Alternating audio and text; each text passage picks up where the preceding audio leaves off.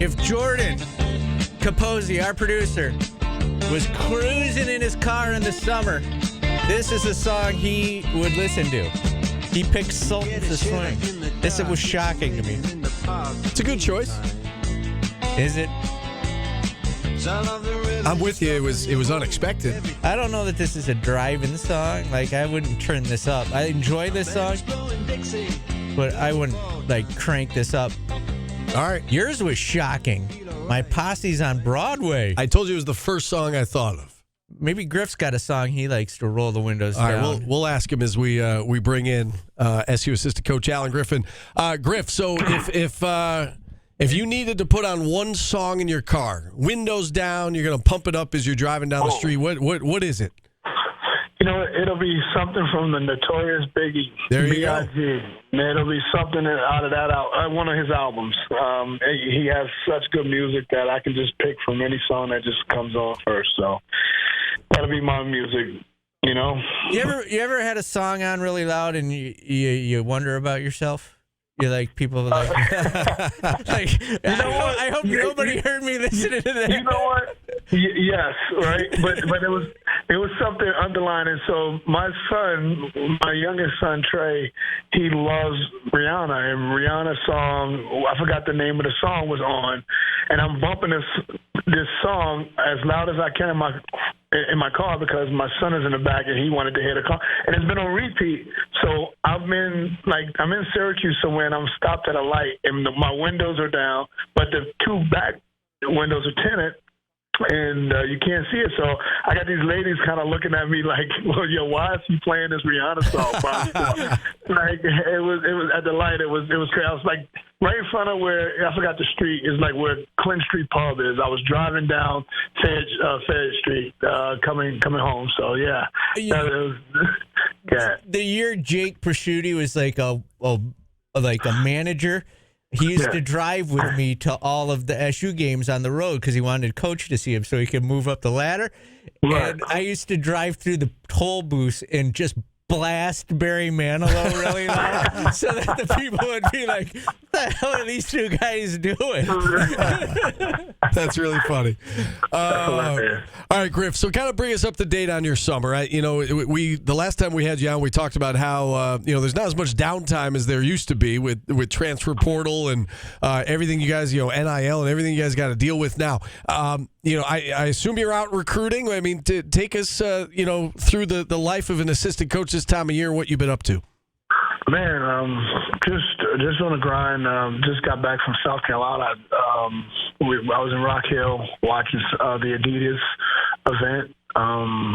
It was, for 3 days since Thursday. Got back Sunday afternoon. Then we had a practice yesterday with our team. And we had to lift, 8 in the morning, and we have practice at 2. And then, we had some workouts today, and I lift this morning, I lift this afternoon, and then we practice, and then we hit the road this weekend. So it's just nonstop, Sounds like it. Yeah, like what is the protocol for the players that are on the roster now at this point of the year? Well, we get to work with them a certain amount of hours a week. And the way we conducted it, where we got a chance to having a couple of practices a week, but also not forgetting what we do best, and then that's our individual instruction, which, we add some time for that. So we kind of balance it out this time of year in terms of our guys, and our guys are taking up to like 2 classes for summer 2 here. So yeah, it's almost like a year, that you've just been working straight throughout the year, Yeah, and we've spent a lot of time the last couple of months talking about all the new pieces that you guys have added to the roster, and how we look at this and we say, man, there's a lot of potential, there's a lot of depth, a lot of talent on this team, really athletic. Now that you've kind of gotten to see everybody work together, because we see the individual pieces, we haven't seen them play together yet. You guys have. What stands out to you from this group now that you've got them all in front of you, working out and playing together? To be honest, it's a work in progress. We're changing some stuff philosophically, with some of the guys from last year's team. but also to, and then incorporating and getting some of the new guys to understanding us and who we are as coaches and men. And so it's a work in progress, to be perfectly honest with you. But, our guys are coming in. They're trying to do what we ask them to do. They're working hard. It's just one of those things where in terms of them gelling and playing as one right now, we're ways away, but we have some time, But again, the guys are still trying to do what we ask them to do. We spent some time yesterday talking about John Rothstein's ACC preseason projections. He put out his 1 through 15, and he had a list of his top 10 breakout players for this upcoming season, and Benny Williams was on that list. And we talked at length about Benny and year 3 for him, and we've seen these glimpses of what he's capable of doing. We just haven't seen it on a consistent basis. Can you kind of bring us up to date on what Benny's been up to, how he's looking, how he's playing, and whether or not you think he's in line for a breakout season as a junior? Yeah, of course. I mean, obviously, from a selfish standpoint, I would love for Benny to be a breakout player of the country, not at all just the ACC. He's working hard. Benny's he's trying to obviously increase his stamina, working hard in the weight room and getting bigger and stronger. But also too on the court, trying to polish his game, not just be, just out there trying to shoot threes, but trying to work on his post game, playing a little bit closer to the basket, and then defensively being physical around the basket, and rebounding, which is a big key, especially for the way we want to play. So he's trying, and again, I think with all these guys. It's a work in progress, definitely. You said get physical, and Coach Boeheim a bunch in the past few years, always at his press conferences would say, "We weren't physical enough." How do you teach that to a kid in the off season?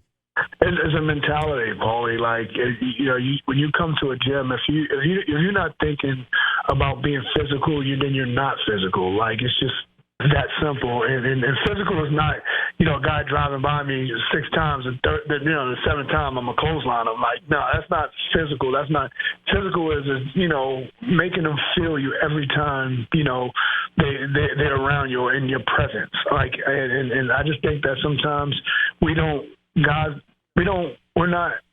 And imposing our will on either end at times, and that's a mentality, a physical mentality. So that's something that we're trying to create right now in the off season, so that by September it's the norm, and we can kind of move on to some other stuff that that we need to put in and scheme wise, so that we can kind of hit the ground running when practice fully starts. You obviously work with the big guys. So many people are intrigued by, 7'4", Naheem McLeod and what he is capable of doing. And you see, 7'4", and you're like, man, that's fantastic. How skilled is he? You've had a chance to work with him now. Can you kind of answer that question for SU fans about how skilled is Naheem McLeod? What is the next step, I guess, in his development? I mean, Naheem McLeod has the potential that he should have been on Rothstein's breakout ACC players. He was he played a lot at Florida State, probably not as consistently, but he's played and he's made impacts on game. Even the game that we played down there. That's right. That was a game where I thought that he actually, to a certain degree, outplayed Jess because, he just made Jess double pump and change his shots in and around the basket. And I think he has that presence to doing that for us and at a higher level and a lot more consistent playing time. So he's going to be really intriguing. He's very intriguing, and we're still getting to know him as a player and the kid off the court. So, but he is skilled. He can catch. He can shoot the ball a little bit. Obviously you don't want your 7'4" guy dribbling, but he can dribble the ball a little bit, So he has the package to being a really, really good player for us, and we just got to kind of fine tune it. And I think the one thing that I think me and I'll focus on with Naheem is his motor. And I think if he can continue to work on his motor and can get it as high as he possibly can, he'll definitely be a force. Since you just brought up the name Jesse, I'm going to ask you, given everything going on at West Virginia, have you reached out to him at all and just said, like, hey, man, thinking of you, or, anything you want to talk? Of course. Yeah. Of course, definitely. I reached out to his family. I wish his dad a happy Father's Day. It was never no hard feelings. I mean, when you think about it in hindsight, he would have graduated anyway. If COVID wasn't to happen, we would have been saying bye to Jesse anyway. And we cherished the 4 years that we had with him. And he was a great kid, and turned out to be a really good basketball player. And we wish him nothing but the best. But the one thing that we pride ourselves off of, we say your family. It don't matter regardless of what. If you leave, it's the same thing as somebody left for the NBA. He just left for another college, team, not league. So why should I have hard feelings for anything about Jeff? Love him. When you talk about your position going into this year at the center, when you've got guys like JJ and Judah and Benny, does it make it, what do you tell a center? Like the ball, do you tell them, hey, we just need you to be defensive-minded, or are you guys working with him offensively where he's going to be a cog in the offense? No, I mean, his presence on offense is going to help us be a better offensive team.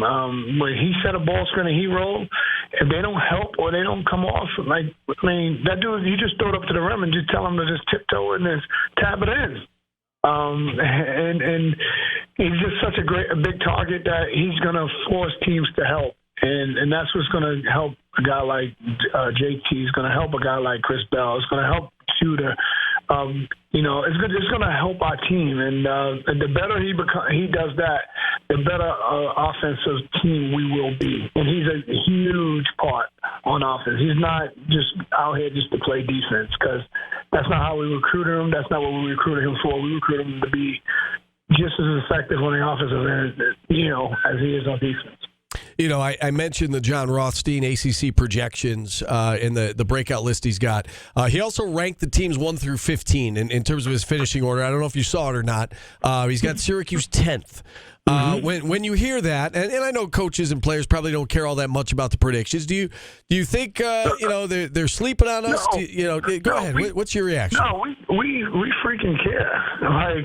We hear that, and you know what? We take pride in what we do, and for somebody to just put us in a place of 10th,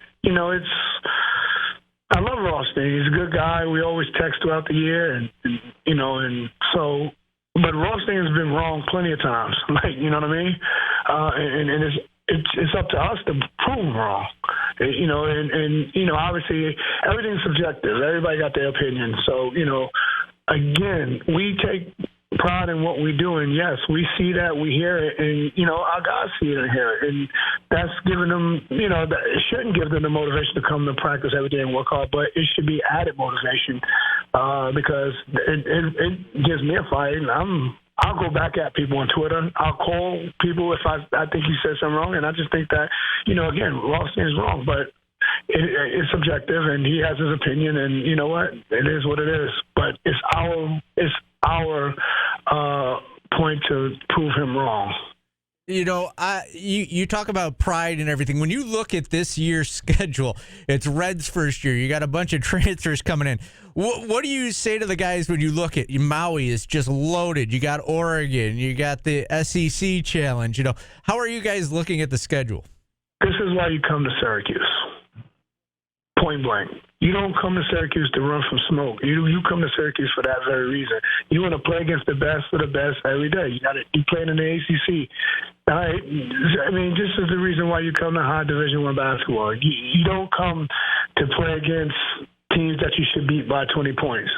And to be perfectly honest with you, with the transfer portal the way it is now, those blowout games are going to be eliminated because teams are getting better because they can get instantly good year to year. So again, at the end of the day, this is college basketball. This is the time that we're in, and we just got to be ready to go. Well said, Griff. As always, listen, thanks for coming on. Best of luck as the summer workouts continue here. We'll try to get some Notorious B.I.G. on for you at some point as the show moves along. Enjoy your summer, and we'll talk soon. All right, definitely. I'll see you guys. All right. Our good friend Alan Griffin joining us here on the program. With that, we'll hit a timeout. Phone lines open the rest of the way. 315-437-7644. If you'd like to check in, we'll take our final timeout here in hour number 1. Back after this on ESPN Radio.